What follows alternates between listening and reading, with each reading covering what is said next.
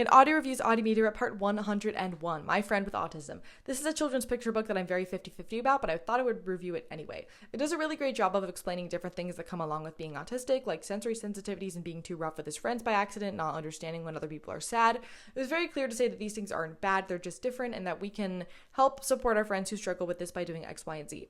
What I didn't love about it, besides the continuous my friend with autism rather than my autistic friend, is that it read less like a children's book and more like a simplified textbook. There wasn't really a story to follow or a rhyme scheme to keep you interested. It was more like a list of, my friend with autism experiences this because he feels this way. Also, the illustrations are very bright and the text is in a version of Comic Sans, which as an autistic person made it visually overwhelming to read. For the record, Comic Sans is considered to be one of the most accessible fonts for dyslexic folks, but the color contrast on the page here made it kind of difficult.